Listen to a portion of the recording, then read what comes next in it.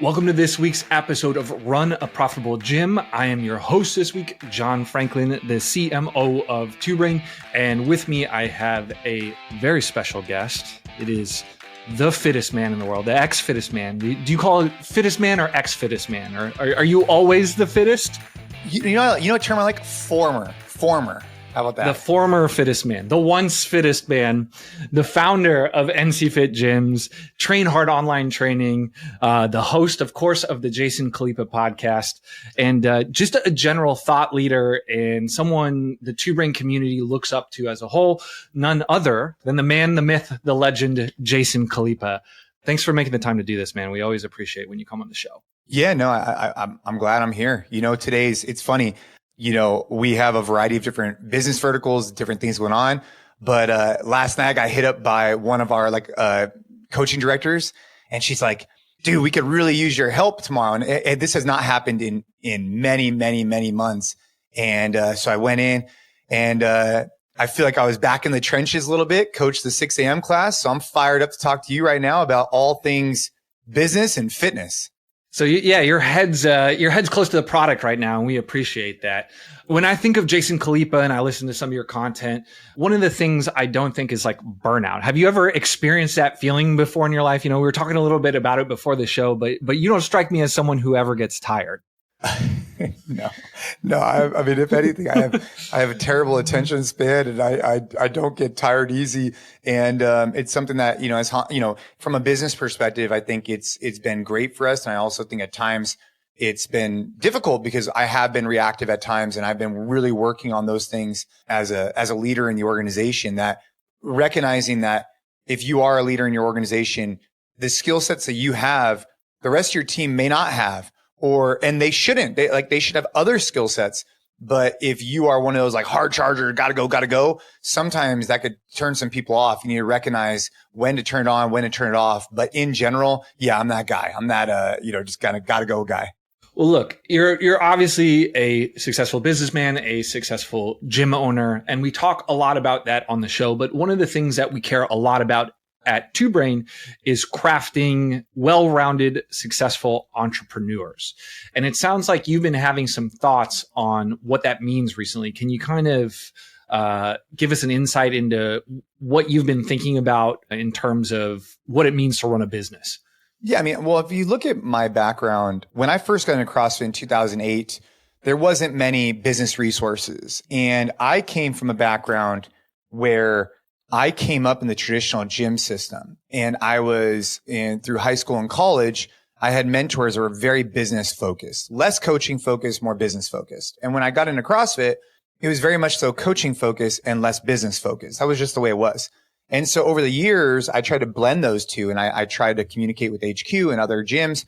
We did things like box to business. We've done all kinds of different things to try and support gym owners to treat their gyms, to create profitable gyms, to provide trajectory for themselves and their family. That's always been important to me. And you could look at my track record since 2008, trying to put out content and trying to share those type of things for better part of almost 2 decades. And as those like 15, 20 years have came around, you know, the industry's evolved and I've evolved. And I think that that's important to note, is that you're not going to be the same leader, the same owner, the same person you were 10 years ago. And frankly, you shouldn't be. And I think it's important to speak authentically about the things that you're going through, the things that you experience, the things that you want to share with others, because chances are if you're experiencing those, like other people are as well. And so that's kind of how I've evolved over the years, is that you go from a single site to multiple site. You go from having no kids to multiple kids. You go from having, it's just your mindset shifts, your perspective changes. And I think it's important as a gym owner not to get burnt out, to recognize what your why is, and to, you know, reinvigorate yourself on a regular basis of the work that you do matters. And I think that's really important to note. And so things that I've been going through lately is like, what do I want to speak on at the TwoBrain Summit? Like what is important to me? Because if it's important to me at the time, I could speak passionately about it and speak from experience. And I think that ultimately will help resonate with the gym owners that are there. And last year I spoke on the idea of forging elite leadership. And it was kind of like a play on forging elite fitness, obviously. And I spoke about 3 factors. I spoke about to forge elite leadership, which I found was like at the time, I had just finished a leadership course, and I was really inspired by the way that this course impacted the way I looked at things. And I didn't think that in our space, we talked enough about leadership. So I felt like I wanted to talk about it. And the reception seemed good on this. I spoke about 3 different things. I talked about the art of detachment. I talked about AMRAP mentality, and I talked about making to give. This year, I want to kind of evolve that more and definitely dive into AMRAP mentality, which is about mindset, about prioritizing and executing on what you're doing at that given time. But because of life and because of business, there's other things I want to continue to speak on. I've been kind of having a brainstorming session actually with you just before we started recording on how I want to mold the talk about what's important to me today. And that's kind of where I'm at right now. I could talk more about it, but I want to give it a second. I went long-winded. It's fine. I was actually at that first Box to Business Summit. I think it was almost 10 years ago now. And I remember you did a talk, and it's like, yeah, if you have employees, you should write down what they're supposed to be doing. And everyone was like, and that was the state of CrossFit business at the time. Yeah. Your class should be consistent. Everyone was like, this is insane. This is some cutting edge stuff. But that's an aside. So yeah, I'm looking at your Train Hard site right now, right? And I'll pull it up if you're watching on YouTube here. And obviously there's pictures of the man himself just looking absolutely huge. And then on here we have train, protect, provide. Let's talk about that. What does that mean? And why did you choose to put that in the most important part of your website here? Yeah. I mean, so, back to what you're saying. So Box to Business 10 years ago was like, hey, have your employees as W-2'd, have job descriptions. And it was like, whoa, start class on time. It's like, oh my gosh, have your team wear a uniform. No way. But now it's like, that's just like second nature. You have to evolve or you're going to perish is kind of like the theory. And CrossFit has evolved and the gym owners have evolved. And for me, I've evolved. And so Train Hard. So our business today, as of April 24th, 2024, it has 3 different verticals. So we have NCFIT, brick and mortar gyms, and corporate wellness. That's one. We have the NCFIT Collective, which are session plans, programming, and coaching tools for gym owners. That's another vertical. And then we have the Train Hard aspect. And Train Hard is not for the same demographic. So our brick and mortar gyms are for exactly that. They're for members that could find our locations and join us. Perfect. Our collective is for B2B. It's a business to business model where we support gym owners and coaches.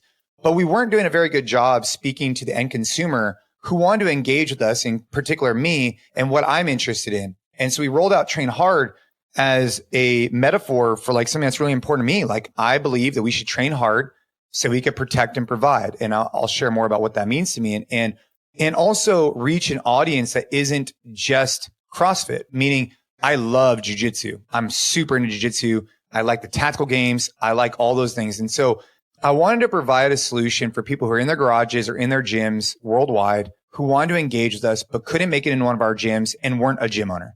And we wanted to roll out a brand that was consistent with that instead of it being as part of NCFIT. And I think as any gym owner listening, I think it's a good learning lesson that we've had where your brand can't be everything to everybody, and following your passion, I think, is important. And so for me, that's why we chose to roll off a new brand instead of having it underneath NCFIT, because we were trying to be everything to everybody, for gym owners, for brick and mortar, and for end users, and just came off too much. So this way I could speak on the things that I'm passionate about underneath the Train Hard umbrella, while also speaking about the things that I'm passionate about to gym owners and coaches on the NCFIT side. So let's talk about it. You're passionate about it. What does this mean? Obviously I get the train part. What about the protecting and providing, and how do those tie together? Well, and this is something I'm thinking about for the Two Brain, and I'm still refining what this looks like, and I'm going to test it and test it and test it. When I say test it, I mean, I'm going to record myself giving this presentation. My goal for the Two Brain Summit, and I hope everybody listening is going to attend, is to over deliver. Just when people walk away, be like, holy shit, like that guy prepared, he executed, and his goal was to add value into my life and share things that are important to him. That's really important to me, not because of money, fame, none of that. It's because I care. I care that these people are showing up, taking time out of their day and their gyms to grow and learn and evolve. And I have a duty as a presenter to give my full heart, my full soul, my full attention into that speech, that presentation, because they're giving their full self to be there. So what does train, protect, provide mean? And this is something that maybe it'll come up at the Two Brain. It means that what we do at our gyms matters. What we do in the garage, it matters. What we do as men, as women, as adults, especially those with kids, it matters. And if you're a gym owner listening, the service you provide is going to make a dramatic impact on people's lives. And it's not just going to make a dramatic impact because they come in, they have the best hour of their day, they grow emotionally, physically, all that kind of stuff. Yes, of course, they're going to leave there feeling better than when they walked in. No question. But how about this idea? They come in, they train, or maybe someone uses our app and they train, and it gives them the ability to protect. And as a father, I can't think of two things that are more important to me than to protect and provide for myself and my family. And in most cases, community. I do weekly free workouts for men every week. We've been doing it for 7 months here, just in the parking lot. But anyways, when you think about what protect means, I think oftentimes people gravitate towards fighting or whatever. But I actually think that the likelihood of you getting in a fight, I mean, imagine, like, I don't know exactly how old you are, John, but like, how many fights have you gotten in your life, especially as an adult? Probably very few, right? Post college, it's a small amount, Very small amount, right? But how many times are people listening having to run after their kid, having to go and lift something, having to go climb something, having to go do something to protect themselves or others physically? That happens more times than not, especially for me, because I'm out, doing hikes and doing different things.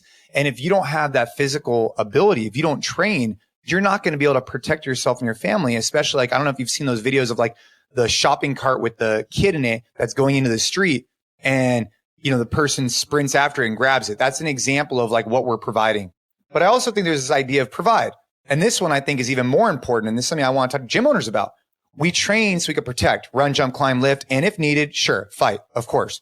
But the provide piece, I don't think we talk about enough, which is providing experiences and also financially, which I'll get into. But experiences, I think, are so important as a dad, as a husband. My goal is all I'm going to have left is experiences with my kids and experience with other people around me. And so I never want my physical fitness to inhibit what I need or want to do ever. I always want to be able to provide those things for my kids. I always want to be the dad who's like, if the kid asks something, like, let's go. And do you want to go do this? Let's go. But training allows me to provide those experiences because I'd never have to worry about physically being incapable of doing those. And that is a gift that gym owners are giving to their members every single day. You're giving them the gift to provide, to go on vacation and never have to worry about name the thing they want to go do because they don't have the physical capability. And when you dive down to that deeper level, it's super meaningful as a gym owner to look at the impact you can make across hundreds, thousands, X amount of people and how you're allowing them to train so they can protect themselves and their families and provide experiences. But on top of that, we're also giving athletes another gift, which is to provide financially. I'm a big believer that someone comes into the gym, they have a great workout, they mentally and physically are in a better position. And when they go to work, they show up different. They show up more prepared. They show up with better perspective. They show up in a clearer state of mind.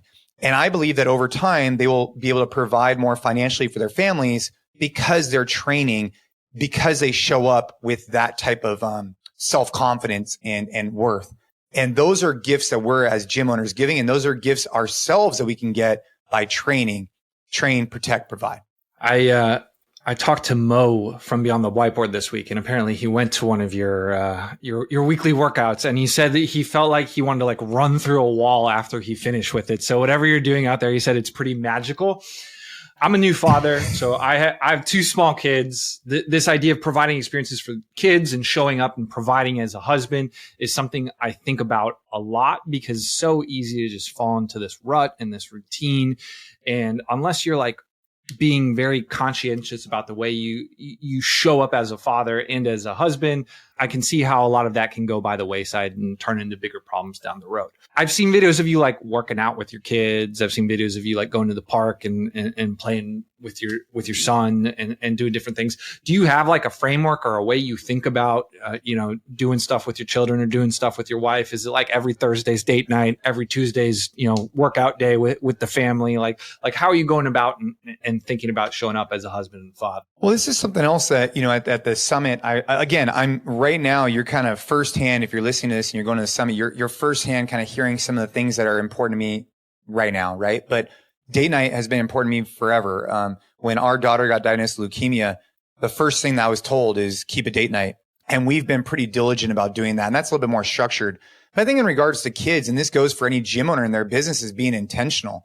I think being intentional is really all it is. And if you're intentional, if you're really reflecting like, hey, am I doing the best I can with the information I have? If I'm really out there being intentional with my approach as a gym owner, as a father, as an athlete, whatever, there's really no way to have regrets. And it's something I reflect on a lot, because as an athlete, you ask yourself when you're competing, did I do the best I can? It's like, if every day in training, you are doing the best you can to prepare yourself for the CrossFit Games, however you stack up at the games, it is what it is. You've put yourself in the best position. That same thing applies, I think, as a husband, as a father, is like, can you have micro check-ins on a regular basis to see, hey, how am I doing daily? So you don't reflect later on and say, man, I made these huge mistakes, because you were asking yourself on a regular basis. So at that point, you're making the best decision you could. And so those are some of the things that I think about all the time, is like intentionality as a dad. My daughter's 13, my son's 10.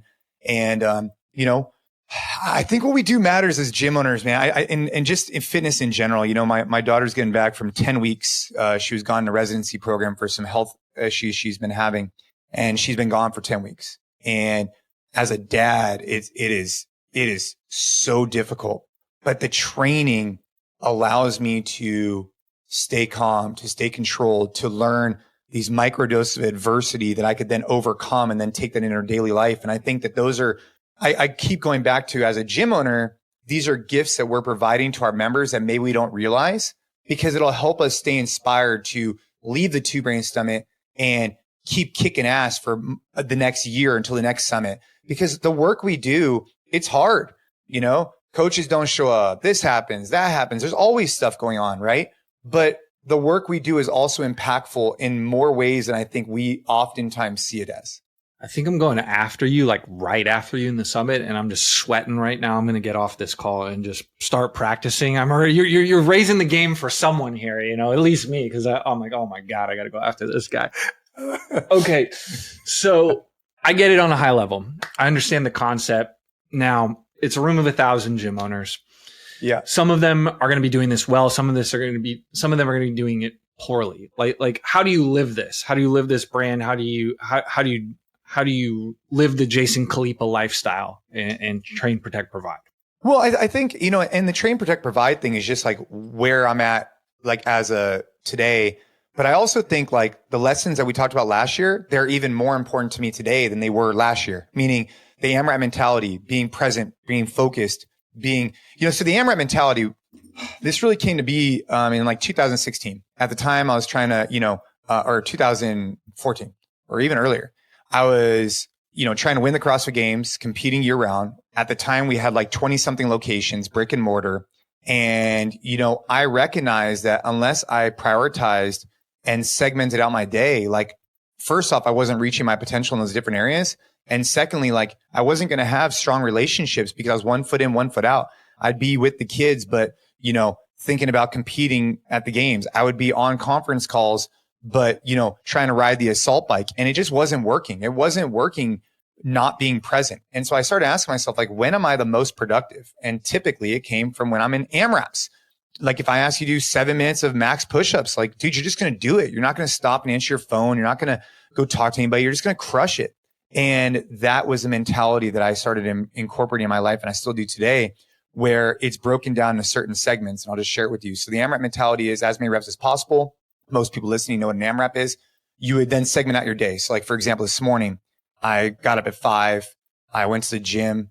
I came back. I've now been on 3 hours of calls or whatever it is. After this, I'm going to go to jiu-jitsu or to the, to go train. And I think that's a good example of switching gears and prioritizing. So the way I like to break up my day is when I'm at something, I'm being very present and focused in it. I then switch gears like riding a bike, and I then become present and focused on the next thing. And I work hard within that domain. So right now I'm not being distracted by anything else. I'm just talking to you. After this, I'm no longer going to worry really about this conversation. I'm going to prioritize my next thing that I want to do, which is training. After I'm done training, I'll then not think about that anymore and prioritize my next focus, which will be work again. And then boom, as the night comes on, we'll have family dinner, etc.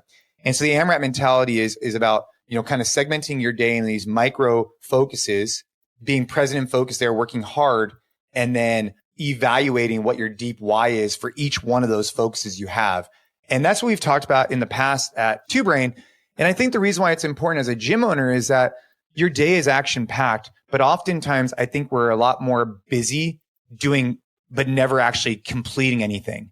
Like we're scrolling Instagram when we should be just like locked in, writing emails back to members. We are, we could prioritize our workouts for an hour or two, but all of a sudden, if you try and prioritize other things, you get distracted really easily. And so you're taking that same mindset in everything we do, I think will support productivity.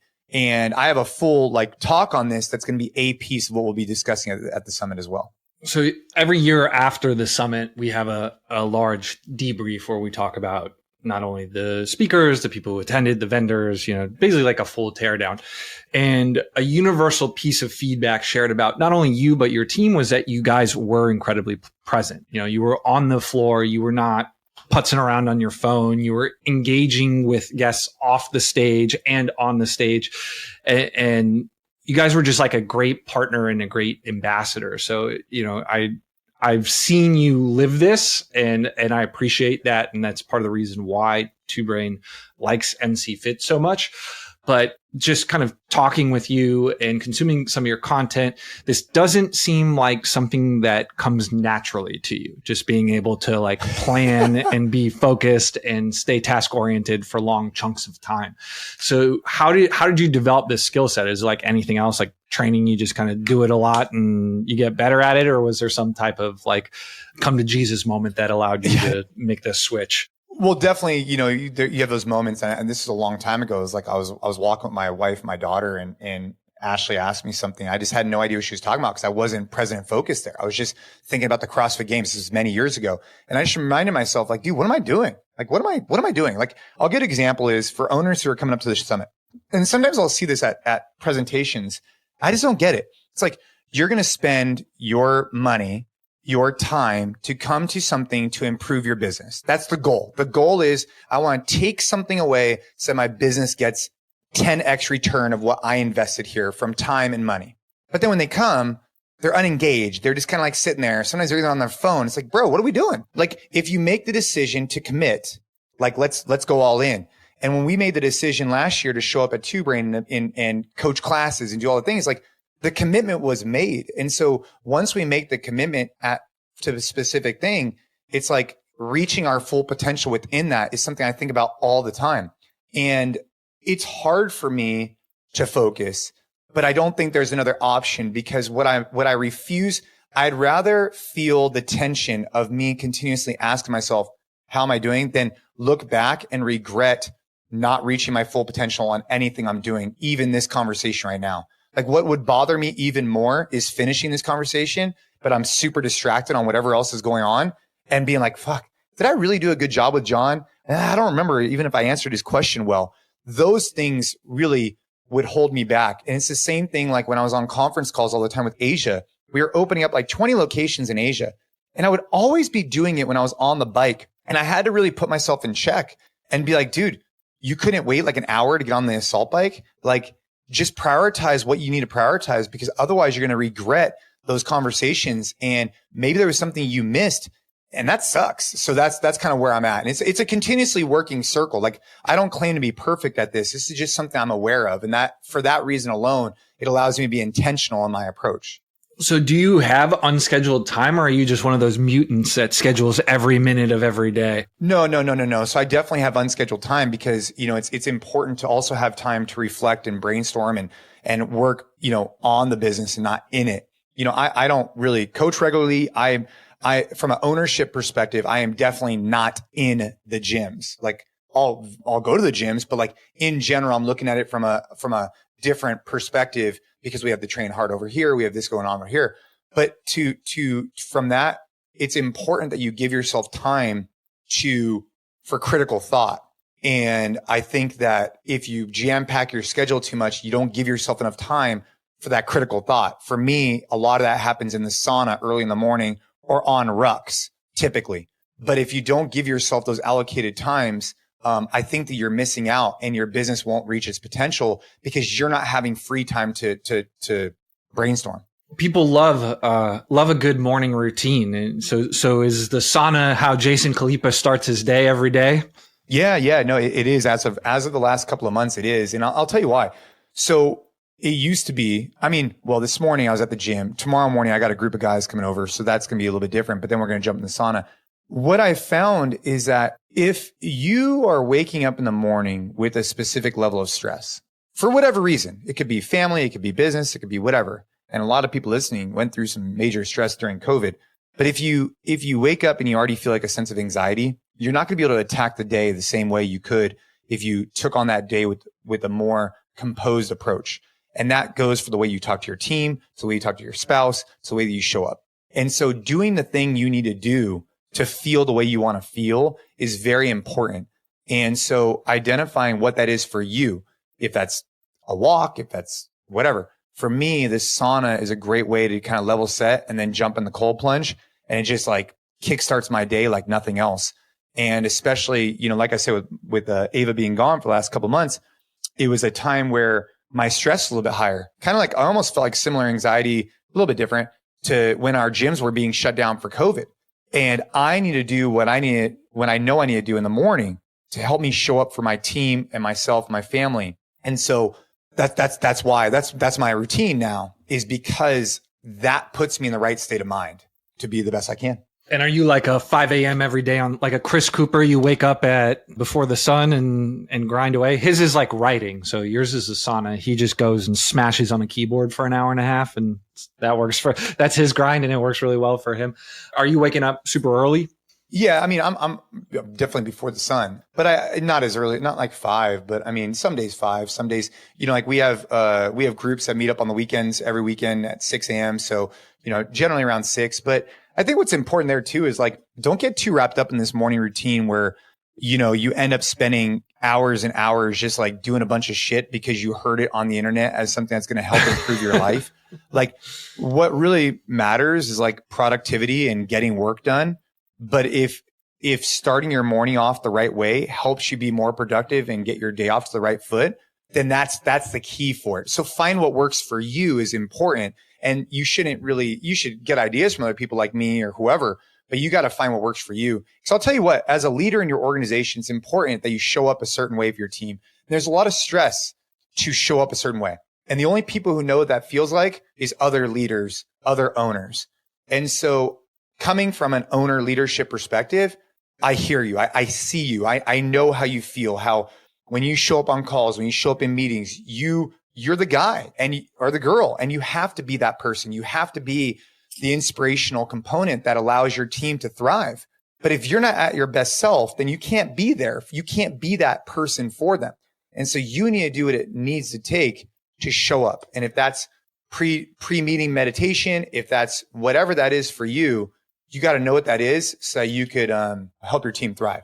It's funny that you brought up, having some people over and hang out in the sauna. Like I literally saw, let me see here. I can share my screen.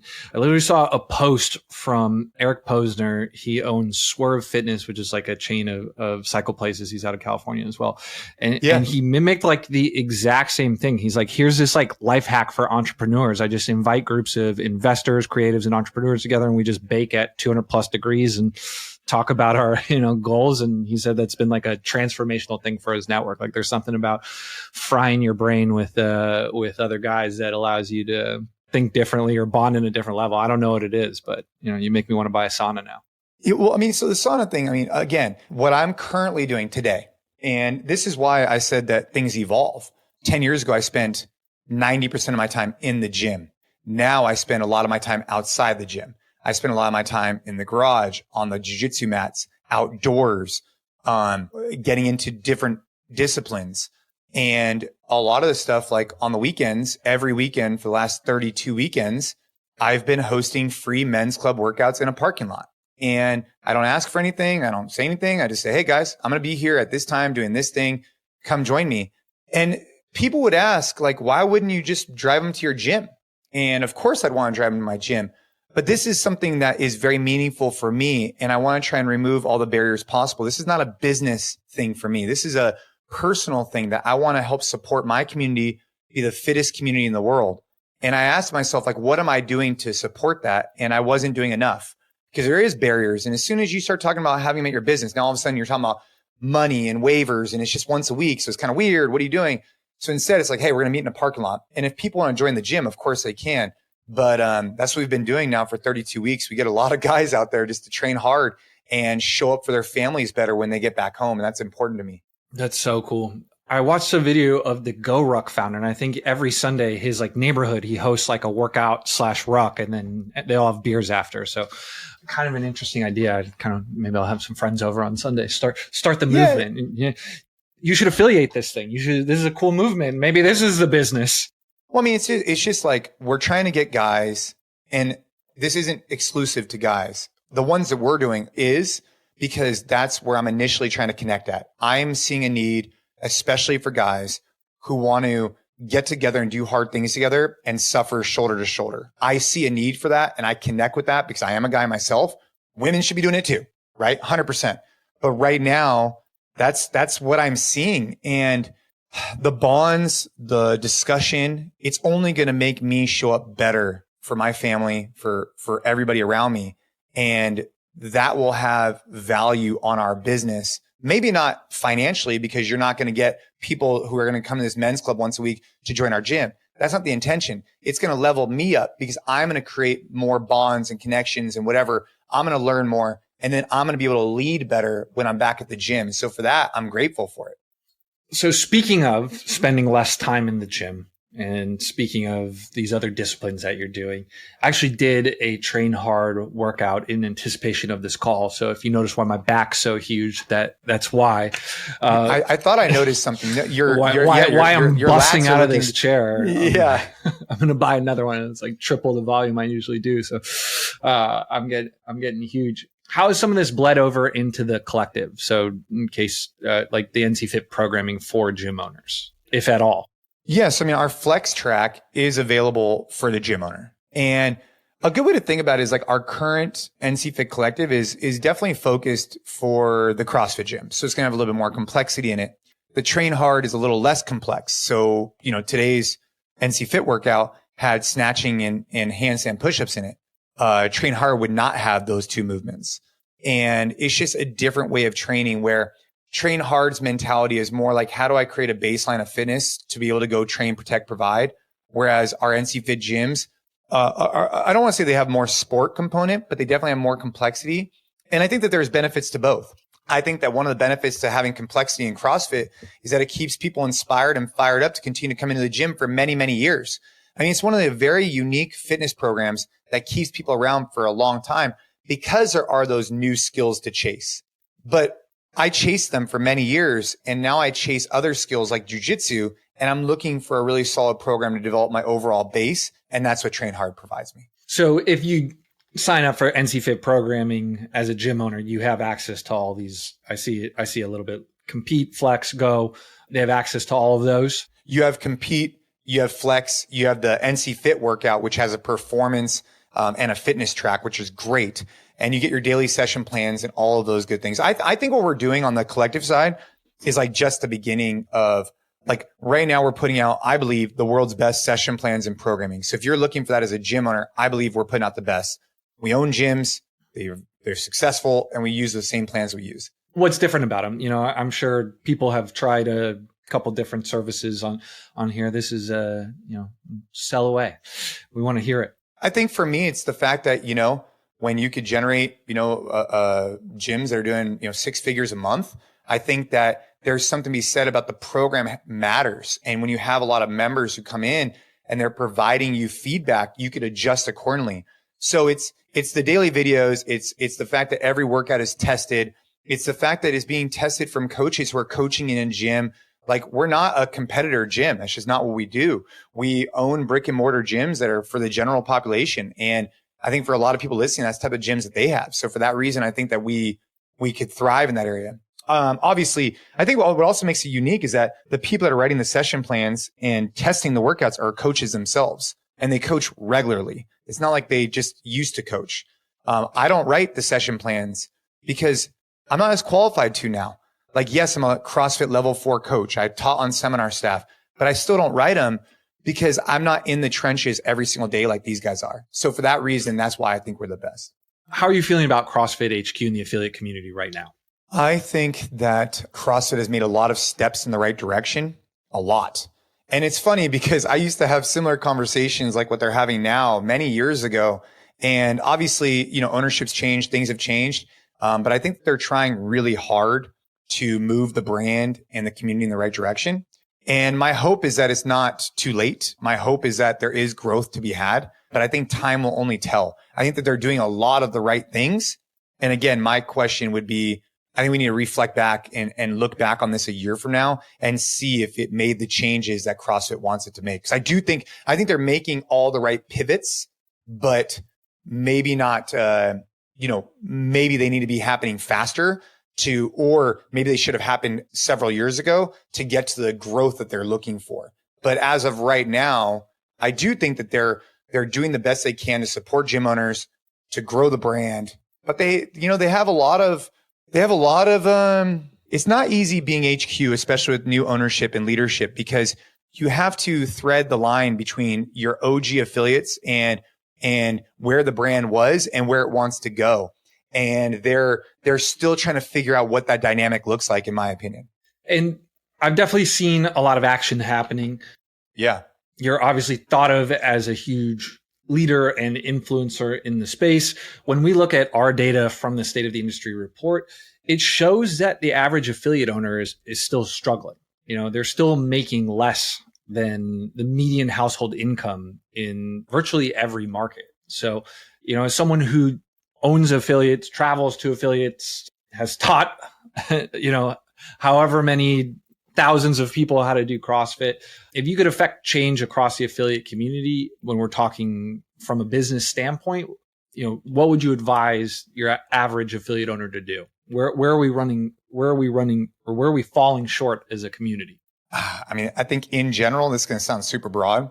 I think in general, we need to treat our business like a business and not a hobby. I think at its highest level, that's what it comes down to, is that if you're getting into CrossFit because you love it and you want to open a gym because you love it, I think that's fine.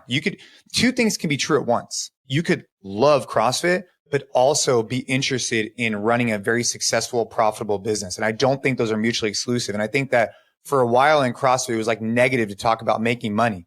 And I think we need to remove that stigma and recognize that unless we make money, unless we show growth, we're never going to be able to impact more people's lives, because you're always going to be hamstrung by this hobby mentality. And so I think the goal should be, as an industry, to reflect and say, hey, what am I uniquely good at? Am I uniquely good as a coach? Am I uniquely good as a leader? Am I uniquely good as whatever? And then identify other people to surround yourself with to step up.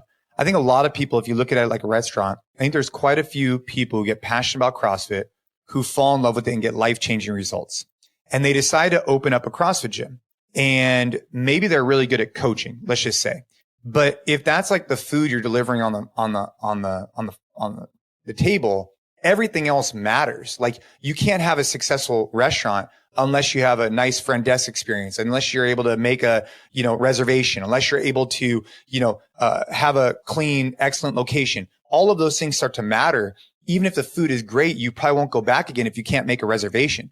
And so that's a good way to look at the business, is how do I take something I'm passionate about, but recognize that it is not a hobby, it is a business. And how do I surround myself with people that could help me set up a front desk procedures, set up business practices, make sure the coach on the floor is excellent and consistent every single time, have a facility that's clean and organized, and have a lease that's in an appropriate location.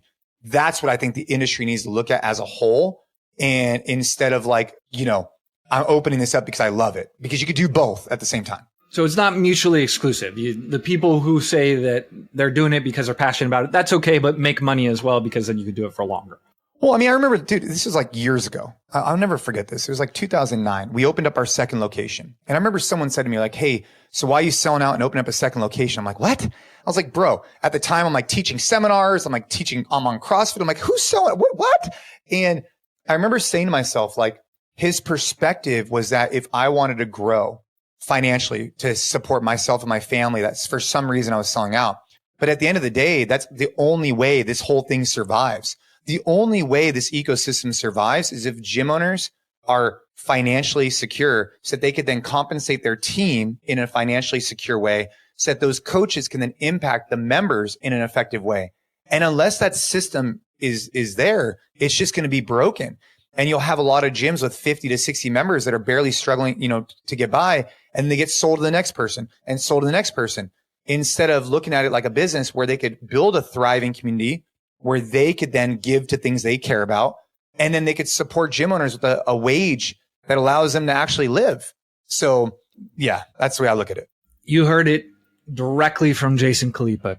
Treat your business like a business. And if you want to fast track your fitness business success, you got to come to the Two Brain Summit, June 8th and 9th in Chicago. We're talking about virtuosity. Jason is going to give the finished version of the talk we did here today. And there's an incredible lineup of industry leaders all across the fitness industry, not just from the affiliate community. I will say there are only 50 tickets left. That is not marketing ease. That is the actual number. And we are recording this 3 weeks before it's going to come out, so there may be less. So run over to twobrainsummit.com, and we're going to end it here. We really appreciate you listening to this episode of Run a Profitable Gym.